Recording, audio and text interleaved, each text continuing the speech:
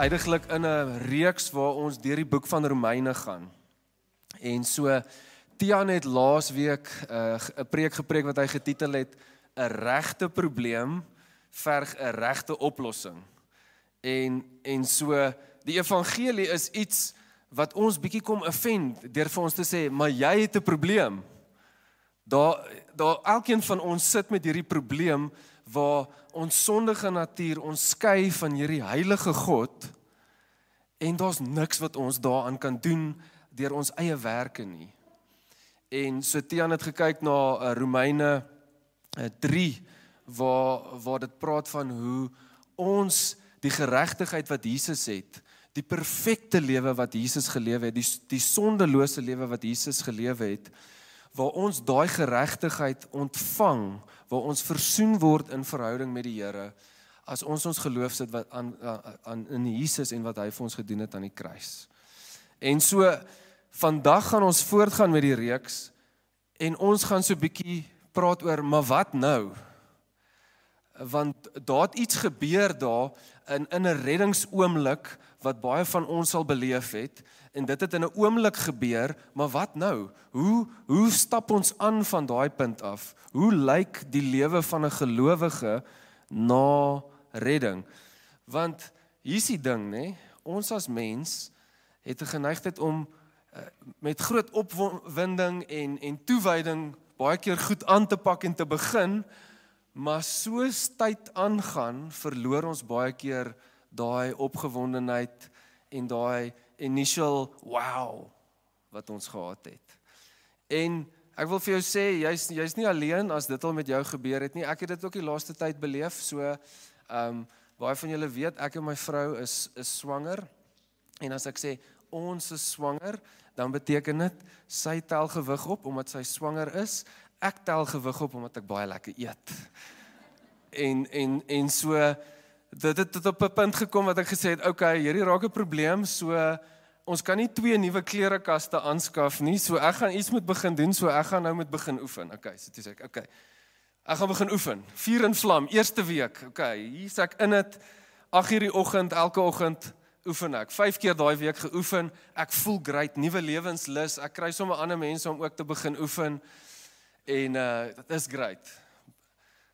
Volgende week, die tweede week, so 3 keer geoefen, jy weet, ons gaan hierdie ding doen, ek gaan nog sterk aan, jy weet, is lekker, gaan goed, die week daarna kom kuier my ma bietjie van Pretoria af. Okay, goed, nou gaan ons bietjie swak op toe, ons gaan nou bietjie vakansie en, come on, wie oefen as jy op vakansie gaan? Hand op as jy dit doen, want dan dink ek jy moet ook bely. Maar, so toe nie daai week geoefen nie, want ons was op vakansie, okay? Week daarna kom ons terug van vakansie af, daar sak die plaag toe in ons huis. Dis net snotneuse en opgooi en koorse en al die dinge, en ons is siek in die bed, ek definitief nie daai week geoefen nie. Week 5, toe het ek al vergeet ek het begin oefen. Verstaan jy? En so ek dink ons almal het al iets van hierdie beleef waar ons pak iets met soveel toewyding en ywer aan en dan soos tyd verbygaan, dan verloor ons daai passie en ek dink dit is baie keer waar vir ons stap met die Here ook. Reg? En ons, as jy al dit beleef het, is jy nie alleen nie, ons sien dit in die skrif ook, ons sien dit in die Bybel. As ons kyk na die Israeliete, dis presies wat met hulle gebeur het. Hulle was in slawerny in Egipte gewees, onder die Farao, baie slegte tyd vir hulle as 'n volk. Wonderbaarlik kom die Here en bevry hulle, deur die 10 plaae en alles wat daar gebeur het, en hulle stap uit Egipte uit, ewen nog met 'n klomp goed wat hulle uit Egipte uit saamvat, en ek kon net dink, dit was 'n oomblik van jubel en juig. Hulle kon nie uitgepraat raak oor wat die Here gedoen het vir hulle om hulle te bevry uit Egipte uit nie. En dit was amper hulle reddingsoomblik. Ek wil 'n vergelyking daar trek vir ons. Dat dit is amper soos hoe baie keer, ek weet dis hoe ek gevoel het nadat ek die evangelie eerste keer in my lewe beleef het. Daai opgewondenheid, jy kan nie ophou praat oor wat die Here kom doen het nie, oor die grootheid van die Here. En ons weet hoe die storie gaan van daar af, reg? Voor hulle lê 'n woestyn. En ek dink iemand het gesê dit was veronderstel om 'n 12-dag stap te wees na die beloofde land toe, wat hulle eventually 40 jaar vat.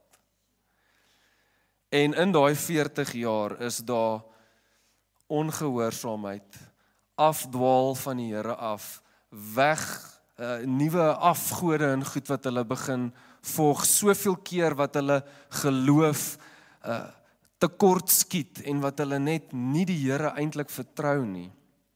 En so ek dink dis baie keer ons storie ook, reg? Ons beleef hierdie reddingsoomblik, maar wat nou? Hoe lyk hierdie lewe waar ons baie keer deur 'n woestyn moet gaan om by die beloofde land uit te kom?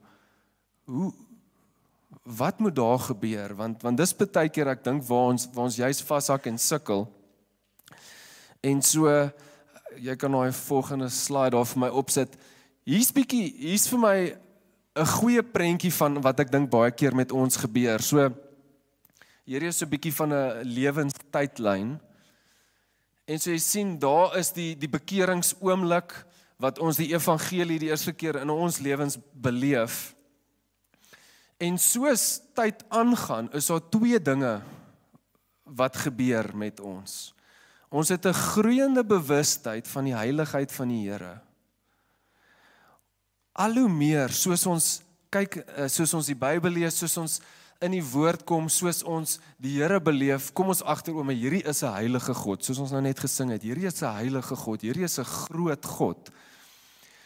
En ons verval baie keer dan in 'n plek waar ons verstaan van die evangelie bly eintlik konstant, en nou is daar 'n gap wat ontstaan, soos jy daar sal sien, tussen die heiligheid van die Here en wat ons van onsself weet en verstaan. Ons is soos, okay, maar ek weet, ek is nie heilig soos hierdie Here nie. Jy sien, die probleem met die Israeliete was nie net dat hulle in Egipte was nie, Egipte was in hulle ook.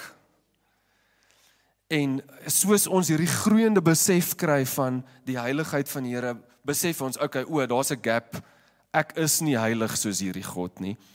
En dan wat ons baie keer probeer doen, is ons probeer daai gap vul met werke, en ek sê amper skynheiligheid, deur heilig te probeer voorkom. Ons probeer onsself in hierdie heiligheid inwerk, ons probeer hierdie gap vul met werke, met performance, soos die Engels sal sê. Die tweede ding wat gebeur is, daar's 'n groeiende bewustheid van ons eie sondigheid. Ons weet, soos ek nou gesê het, Egipte is nog steeds in ons harte. Daar's nog steeds gewoontes en goed wat ons baie keer saamdra, ewen na die bekeringsoomblik, wat ons van bewus is, en ons sukkel om dalk vry te kom, of sukkel om dit te verander, en dan vul ons daai gap met oneerlikheid. En oneerlikheid wil ek sê, lyk amper iets soos dit. Ag, dis nie so groot probleem nie. Ag, almal sukkel mos daarmee. Ag, dis 'n klein sondetjie. Ag, skinder is nie so bad nie. Is dit nou regtig te erg as ek 1 bier te veel drink? En ons raak oneerlik met onsself rondom die sonde wat nog steeds in ons lewens is, die patrone wat daar in ons lewens is, wat eintlik nie die Here eer nie. En so hierdie is 'n pretty hopelose situasie, en ek dink, of ek hoop julle kan relate hiermee. En so ek wil vandag vir jou kom sê, die oplossing is, jy kan aangaan daar na die volgende slide toe, is dit. Ons, die evangelie en wat Jesus vir ons kom doen het aan die kruis, is nie net 'n bekeringsoomblik ding nie. Ons verstaan, ons bewustheid, ons belewenis van die evangelie moet elke area van ons lewens vul. Dis die enigste ding wat daai spasie kan vul tussen ons sondigheid en God se heiligheid. En soos wat ons verder stap, is dit die mikpunt. Dit is die antwoord, kan ek maar half sê. En so, dis bietjie waarna ons vandag gaan kyk, hoe ons 'n groeiende belewenis en verstaan en aanvaarding van die evangelie kan kry in elke area van ons lewens. So ek kan aangaan daarna die volgende slide. Want daar is hierdie patroon in ons lewe van hoe sonde eintlik werk, en dit is ons optrede en ons sondes is eintlik, ek wil sê, dis soos hulle sê altyd mos, soos 'n iceberg. Jy sien net die boonste kant. Jy sien die optrede, maar onder dit lê daar eintlik, wat ek sê daar, wat glo jy? Jou optrede word eintlik bepaal deur wat jy glo. En so, baie keer glo ons dat daar iets anders is wat ons kan red, en daai ding word 'n afgod in ons lewens. En so, op die basislevel, op die diepste level van die patrone in ons lewe wat ons wil sien verander, is daar eintlik 'n verstaan van die evangelie wat moet kom op daai vlak, wat moet kom werk in jou hart, sodat die Here transformasie kan bring in daai area. So, goed, jy kan aangaan na die volgende slide toe. So, is daar's een met 'n kotoyes, hierdie ene. Soos ek gesê, die idee is eintlik om 'n groeiende verstaan te kry van die evangelie. Hierso is 'n quote van Timothy Keller, wat ek dink vir my so toepaslik was op hierdie. The gospel is not just the ABCs, but the A to Z of the Christian life. It's inaccurate to think the gospel is what saves non-Christians, and then Christians mature by trying hard to live according to biblical principles. Soos ons gepraat het van, ons eie werke, ons eie performance, kan ons nie red nie. Dit het nie die krag om ons te transformeer nie. It is more accurate to say that we are saved by believing the gospel, and then we are transformed in every part of our minds, hearts, and lives by believing the gospel more and more deeply as life goes on. Goed, so ek wil vir ons bid voor ons saam in die skrif ingaan. Here, dankie dat die evangelie nie net 'n once-off oomblik in ons lewens is nie, Here. Maar dat die evangelie toepaslik is op elke area van ons lewens. Here, dat U nie net die een is wat ons kom red en daarna vir ons kom sê, okay, maar nou leef 'n goeie lewe, probeer 'n goeie mens wees nie, Here. U is die een wat aanhou red. U is die een wat aanhou transformeer, Here. So ek bid, Here, vanoggend, kom ondersoek ons harte, Here. Kom ondersoek ons diepste motiewe, ons diepste dinge wat ons glo, Here. Here, en ek bid vanoggend, Here, dat U kom vryheid bring. Here, dat ons kan lewens lewe waarbinne ons sien dat daar vrede is tussen ons en U. Lewens waar ons U genade beleef in elke area, en lewens waar ons hoop het. Maak nie saak waardeur ons gaan nie. Amen. Goed, familie, so julle kan julle Bybels oopmaak by Romeine 5. Dit is die skrif waarna ons vandag gaan kyk. En ek het vandag se preek getitel Die normale lewe van 'n disipel.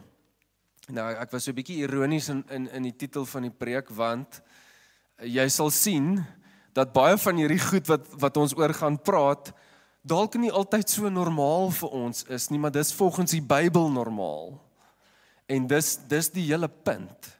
Vanoggend wil ek hierdie amper gawes wat Jesus vir ons gekoop het deur sy bloed, deur die evangelie, waarin die woord ons roep om in te stap, wil ek voor ons hou om te sê, kyk hoe mooi is dit wat die evangelie vir ons doen. Kyk hoe mooi is die tipe lewe wat die evangelie vir ons gee of gun, maar ook om die vraag te vra, beleef jy hierdie goed in jou lewe? Want as jy nie doen nie, dan is daar iets wat die Here vandag wil kom aanspreek, iets wat hy jou wil kom vrymaak van. Goed, so ons gaan kyk na Romeine 5 vanaf vers 1 tot vers 5. En daar staan, God het ons dan nou vrygespreek deurdat ons glo. Daarom is daar nou vrede tussen ons en God, deur ons Here Jesus Christus. Deur hom het ons in geloof ook die vrye toegang verkry tot die genade waarin ons nou staan. En ons verheug ons ook in die hoop om deel te hê aan die heerlikheid van God. Dit is egter nie al nie, ons verheug ons ook in die swaar kry, want ons weet, swaar kry kweek volharding, en volharding kweek egtheid van geloof, en egtheid van geloof kweek hoop, en die hoop beskaam nie. Want God het sy liefde in ons harte uitgestort, deur die Heilige Gees, wat hy aan ons gegee het. Goed, so ons sien 'n paar goed wat ek wil highlight uit hierdie skrif uit, wat die Here aan ons skenk, deur die evangelie, deur wat Jesus vir ons gedoen het. Die eerste een daar, is vrede tussen ons en God. Goed, so, ons gaan so 'n bietjie kyk na wat al hierdie woorde beteken, want dit is alles Griekse woorde, en hulle het 'n baie spesifieke betekenis. En ek dink dit gaan dit bietjie vir ons inkleer. So hierdie woord vir vrede, wat hiervan gepraat word, is die Griekse woord eirene, en so dit beteken to tie together into a whole. Dit is die konsep van wholeness, of dit sê ook daar, when all essential parts are joined together. Nou ek dink dit is so 'n mooi prentjie vir my, want wat het sonde kom doen? Dit het kom gebrokenheid bring, tussen ons en God, tussen ons en mense. Dit is die effek van sonde, dit bring gebrokenheid, dit breek goed.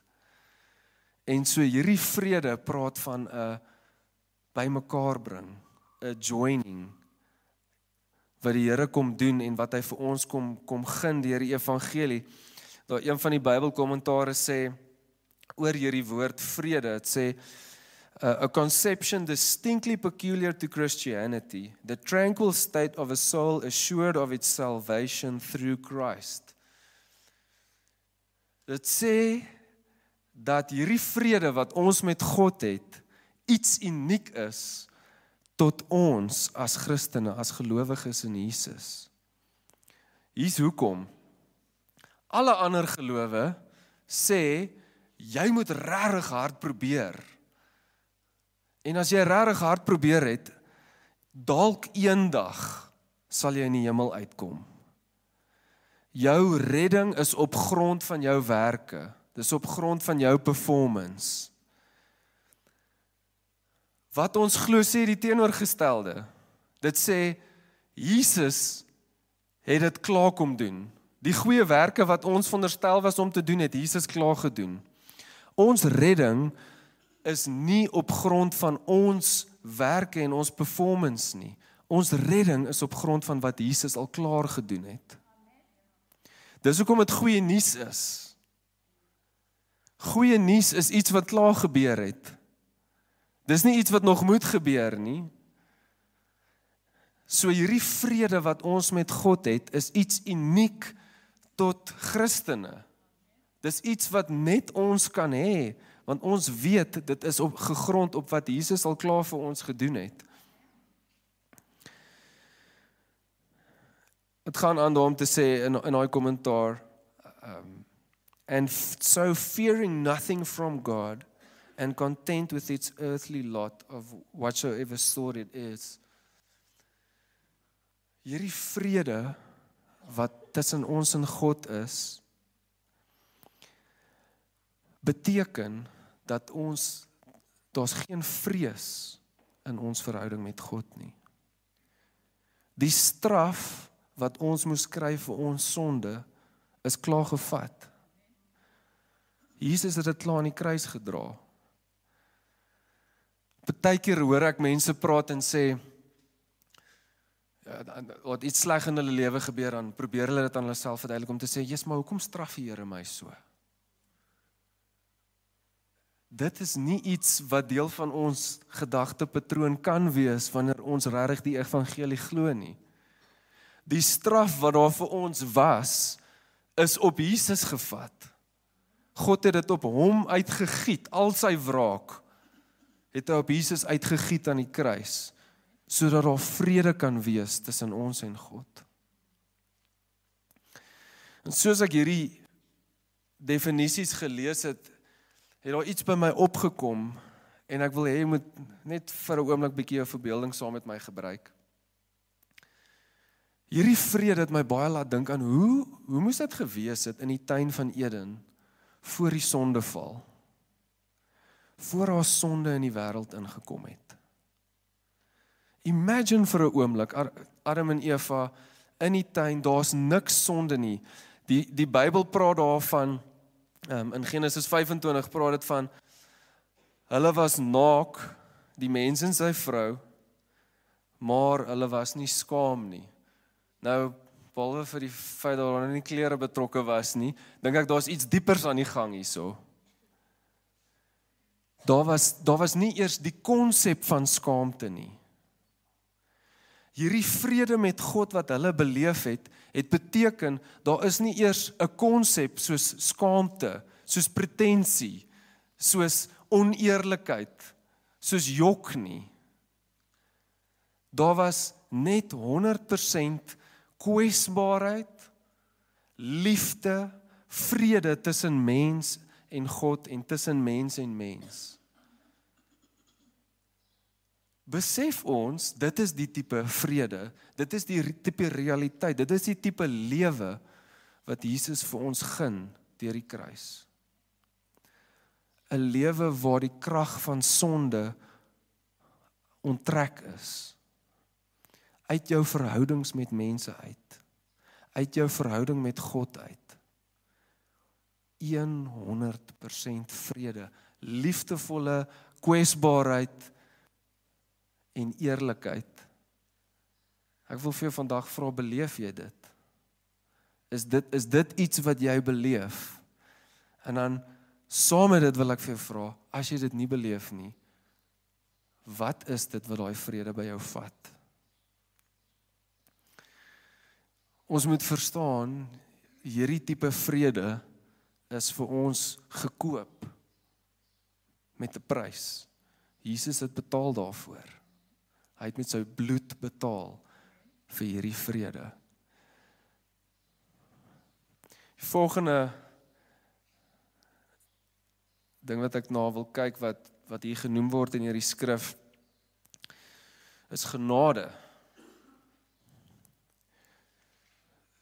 So dit praat daarvan die vrye toegang wat ons verkry het tot hierdie genade. Nou die woord, ek dink mens spreek dit uit, Charis, is 'n woord wat, hy is in Grieks, maar ook in Hebreëus, het hy baie dieselfde betekenisse. En dan verwys dit sê, so both refer to God freely extending himself, his favor, his grace, reaching or inclining to people because he is disposed to bless, to be near them. Dit praat ook hierdie genade kan ook gedefinieer word as goodwill of loving kindness. En so dink vir 'n oomblik aan hierdie genade is iets wat beteken God kom naby jou. Hy wil naby jou wees. Hy wil betrokke wees in jou lewe. Hy wil jou seën. Waar eintlik wat ons verdien het, was die teenoorgestelde. Ons verdien om soos ons laasweek gehoor het, om verwyder te wees van die Here. Ons verdien nie sy nabyheid en sy blessing, sy seën nie. Maar dis juist wat die Here vir ons kom skenk. Een van die Bybelkommentare daar sê, God's unmerited favor and love extended towards humanity, particularly in the form of forgiveness and blessings, despite humanity's unworthiness. En so hierdie goedheid en guns van God laat my baie dink, en ek as pa relate so bietjie met daai woorde as ek dink aan my kinders. Ek wil graag naby hulle wees. Ek wil betrokke wees in wat hulle doen. Ek wil hulle seën. Ek wil my guns oor hulle bewys. En so hierdie genade, hierdie guns, hierdie goedgunstigheid van die Here, dink ek kan ons amper 'n metafoor gebruik en sê dit is soos 'n pa wat graag sy kinders wil seën. En so ek wil vir jou vra, beleef jy dit? Is dit 'n realiteit vir jou in jou lewe? Want ek dink dit het ook 'n impak op hoe ons met mense is. Is ons ook genadig met mense? Is ons ook goedgunstig teenoor ander mense? Want as ons dit nie ontvang vir onsself nie, sukkel ons om dit baie keer te gee. En so ek wil vanmôre vir jou sê, ek dink daar's 2 goed wat ons baie keer verhinder om hierdie genade in ons lewe te beleef. Die eerste ding is net ondankbaarheid. Soos ek aan die begin verwys het na die Israeliete en waar hulle uit Egipte uitgekom het en hulle is deur die woestyn en so. En die Here het sy guns en sy genade bewys aan die Israeliete in die woestyn. Reg? Daar het kos uit die hemel uit neergereën, daar's water uit 'n klip uit. Hulle het onder 'n wolkkolom in die dag geloop, in die nag onder 'n vuurkolom. Al hierdie goeders is soos wonderwerke. Soos daaglikse wonderwerke wat hierdie mense beleef het. Maar tog, wat het gebeur? Hulle raak ondankbaar. Hulle sê, Here, ons is moeg vir hierdie manna. Ons wil teruggaan na Egipte toe. Ons wil 'n bietjie vleis gaan eet daar. Ons is nou moeg vir hierdie. Ek dink dis baie keer ons. Ons mis die daaglikse wonderwerke in ons lewens. Ons mis dit wat die Here doen. Dis hoekom as jy in 'n connect-groep gaan sit, gaan jou connect-groepleier probably jou connect-groep begin deur vir jou te vra, waarvoor is jy dankbaar? En party van julle lag want julle weet dit raak oud en jy moet met nuwe goed opkom baie keer, maar dit forceer ons om te dink aan God en sy genade vir ons wat daagliks in ons lewens vir ons bewys word. Want ons geneigtheid as mense is om dit baie vinnig mis te kyk, vergeet daarvan, net soos Engels sê, to take it for granted. So ek dink dis een van die goed wat ons baie keer die genade van die Here laat mis. Die ander ding is bloot net sonde wat in jou lewe is, wat 'n patroon is, gewoonte sonde. En ek wil so 'n bietjie hier indel, want jy sien, God is goed en hy is groot en hy kan enige iets doen en hy wil jou seën.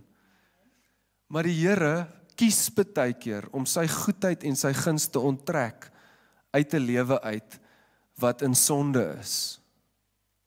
Hy kies baie keer om te sê, hier wil ek hê, jy moet nou tot by 'n punt van bekering kom van hierdie ding. Ek kan nie meer goedgunstig kyk op jou lewe nie. En dis een van die goed wat ek dink ons baie keer sukkel om oor te praat, reg? Ons die konsep van sonde, even ek het gehoor nou die dag, die woord sonde, sin in Engels is letterlik uit die woordeboek uitgehaal. Ons hou nie daarvan om daaroor te praat nie. Maar ons sien dit as ons kyk na die Israeliete en wat hulle in die woestyn gedoen het. Baie keer het hulle, jy weet, 'n goue kalf gaan maak om te aanbid. Soveel goed gedoen wat blaatant teen die Here gaan en wat hy vir hulle gesê het. En ons kan nie verwag om die goedgunstigheid van die Here in ons lewe beleef, wanneer ons agter ander afgode aan hardloop nie.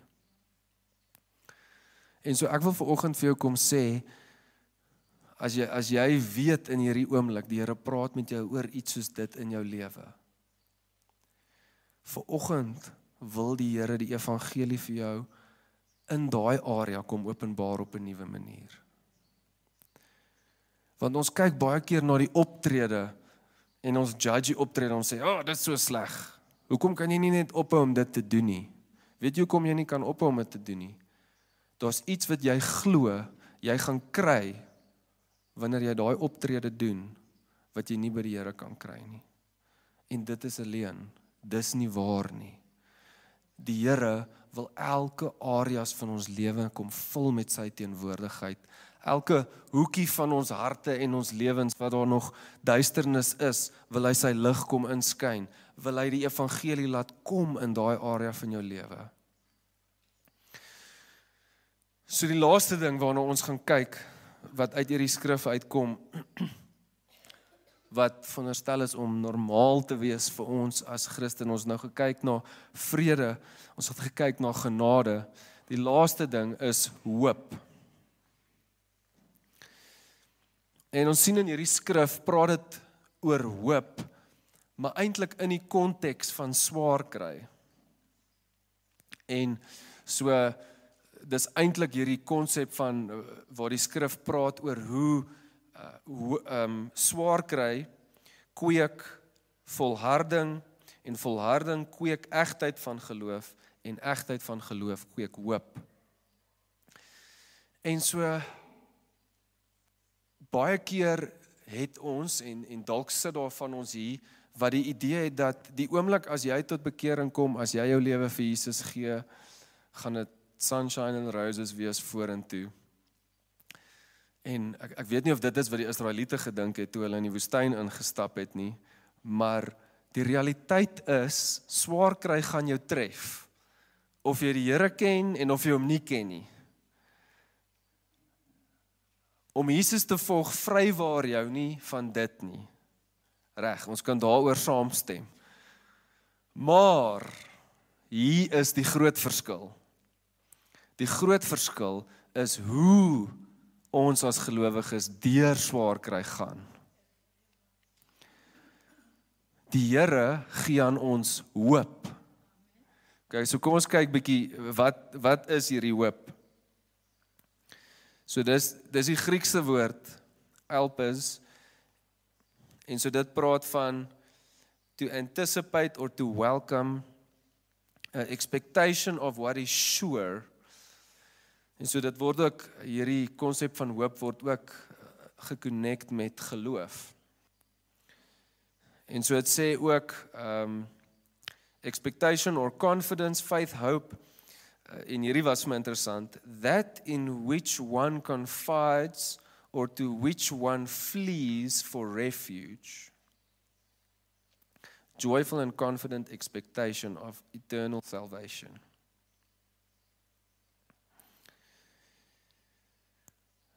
So die Here gee aan ons 'n hoop.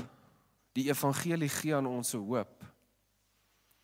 En ons hoop is gebaseer op iets wat die wêreld nie by ons kan vat nie. Ons hoop is gebaseer op die feit dat Jesus aan die kruis gesterf het. Hy het opgestaan uit die dood. Hy opgevaar het na die hemel. Hemel toe gegaan het, vir ons 'n plek gaan voorberei het. En ons beloofde land, terwyl ons deur die woestyn loop, is die feit dat ons weet, ons eendag saam met ons God, saam met ons redder gaan wees. Ek wil vir jou sê, dis 'n tipe hoop, wat geen omstandigheid, geen persoon, niks op hierdie aarde by jou kan vat nie. Dis waaraan die disippels vasgehou het, terwyl hulle onderste bo gekruisig was. Dis die tipe hoop, wat mens nie sal laat stil bly, selfs al gaan jy self deur swaar kry nie. Dis die tipe hoop, wat vir ons 'n ewigheidsperspektief gee en sê, maar ek weet hoe alles eindig. Ek weet waartoe ek heen op pad is. En soos ek nou gedeel het, dit is uniek tot ons as Christene, want ons weet ons redding is gebaseer op Jesus en wat hy klaar gedoen het vir ons. Dis hoekom dit goeie nuus is. Maar ons partykeer is geneig om te sukkel om deur swaar kry te gaan. Dis nie maklik nie. Dis nie wat ek vandag sê nie. Niemand geniet dit nie. Swaar kry is moeilik om deur te gaan. En ek het al partykeer dan vra mense 'n vraag in hierdie lyn. Wanneer iemand deur swaar kry gaan, of dalk hulle self deur swaar kry gaan, dan vra mense 'n vraag in hierdie lyn. Hoekom laat God dit toe dat slegte goed gebeur met goeie mense? Ek dink daai is nogals, ek wil so 'n bietjie daai unpack.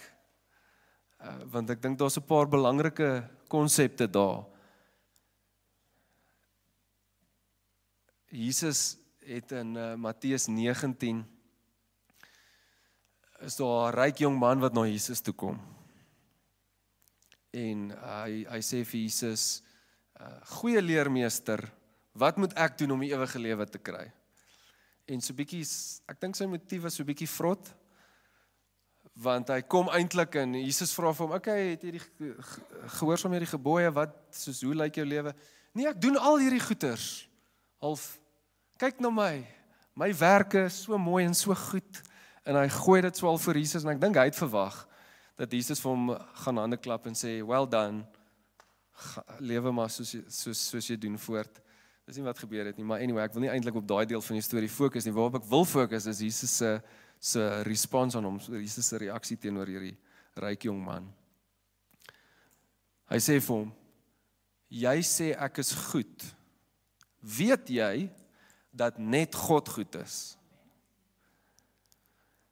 En ek dink hy het dit heeltemal gemis, maar eintlik sê Jesus vir hom twee goed, deur dit vir hom te sê. Hy sê vir hom, geen mens is goed nie. Daar bestaan nie iets soos 'n goeie mens nie. Okay? Ons het laasweek ook daaroor gepraat. Ons almal het 'n probleem. Die skrif in Romeine 3 sê, all have fallen short of the glory of God. Daar is nie soos 'n goeie mens nie. Tweede ding wat Jesus eintlik vir die ryk jong man besig was om te sê, hy sê vir hom, net God is goed, en jy noem my goed. So eintlik probeer Jesus hom lei, dat hierdie ryk jong man identifiseer dat hy staan voor God. Die een waarmee hy nou praat, is goed. Hy is die enigste goeie een. Jy sien, as ons hierdie vraag vra van hoekom gebeur daar slegte goed met goeie mense in die konteks van swaar kry, daar is nie 'n goeie mens nie, daar's net een goeie mens. Jesus was daai goeie mens. En wat het met hom gebeur? Hy het die slegste swaar kry ervaar. Hy het die slegste beleef wat die mens kan gee. Hy's gemartel, hy's vermoor, opgespoeg, gespot, rejected deur sy eie disippels. Hy het alles beleef in swaar kry wat ons deurgaan, maar hy was goed. So, Jesus, ek wil vandag vir jou sê, as jy in 'n plek is waar jy deur swaar kry gaan, Jesus verstaan. Hy het deur dit gegaan. Maar ek wil ook vir jou sê, daar is nie iets soos 'n goeie mens nie. Hy is die enigste een. En so ons vraag verander amper dan, waar daar 'n dankbaarheid in my hart ontstaan, waar ek gaan, okay, maar as ek sleg is, Here, dan is U my niks verskuldig nie. Dan beteken dit eintlik enige iets goeds wat in my lewe gebeur, is letterlik net U genade. So hoekom gebeur goeie goed met slegte mense? Dis amper waar ons uitkom, en so, ek wil vanoggend vir jou sê, die evangelie wil elke area van ons lewens raak. En soos ons nou afsluit, wil ek ons moet gou net die oë toemaak, en ek wil bietjie jou nooi om te reageer op hierdie boodskap vanoggend.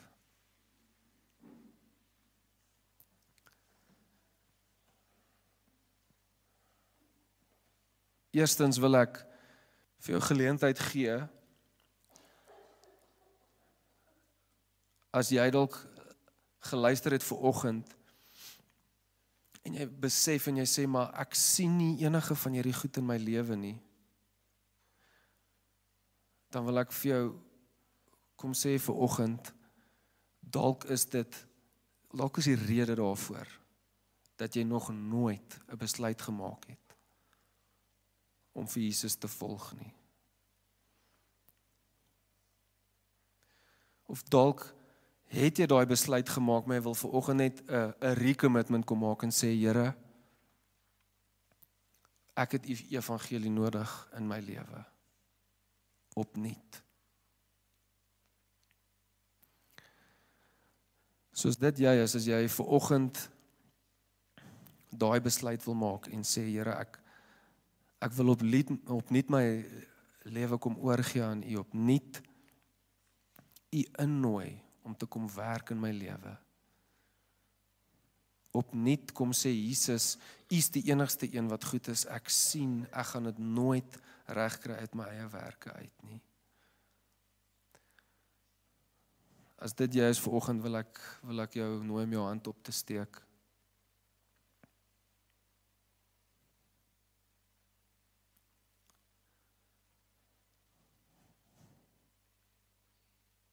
Dankie vir daai hand.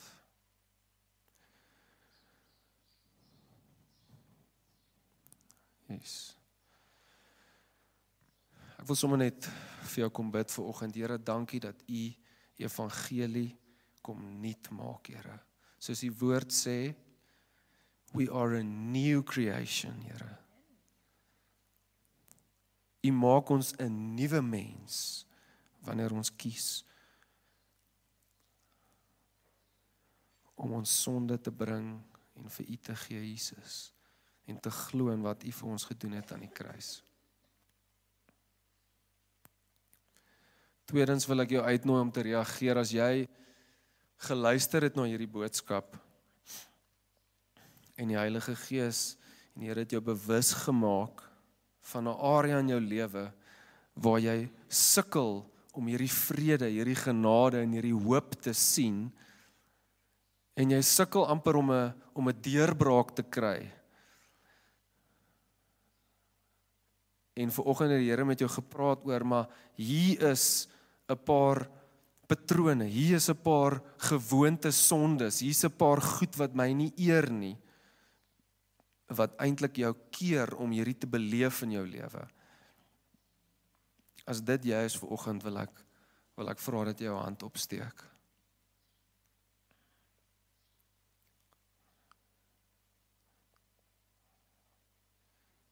Dankie vir daai hand.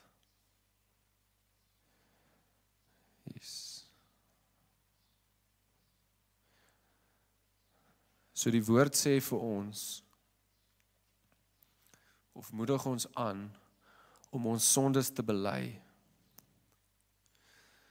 En dit kom saam met 'n belofte, dat daar, die woord sê, so that times of refreshing can come. En so, as jy jou hand vanoggend opgesteek het, wil ek jou aanmoedig, dat jy dit bely teenoor iemand.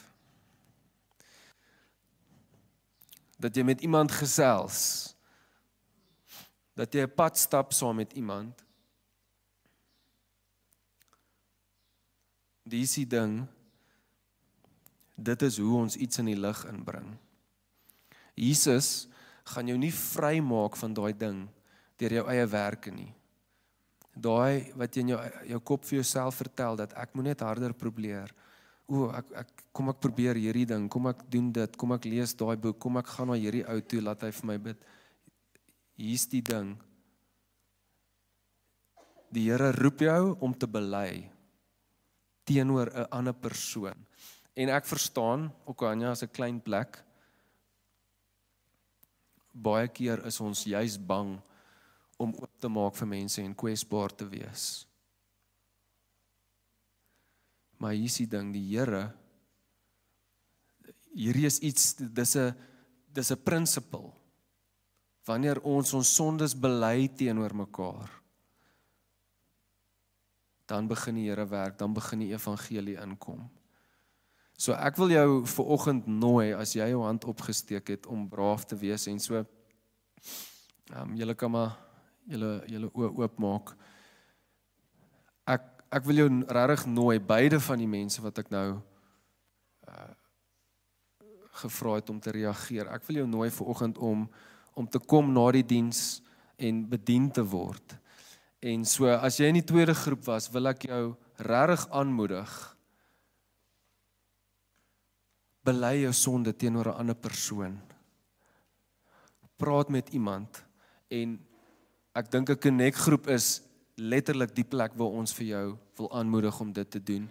Ek wil jou vanoggend nooi om dit te kom doen en bediening te kom kry hier voor na die diens. Maar ek wil jou aanmoedig om die stap te vat na dit, om in 'n connect-groep te kom. Dit is waar ons Israeliete wat uit Egipte uitgekom het.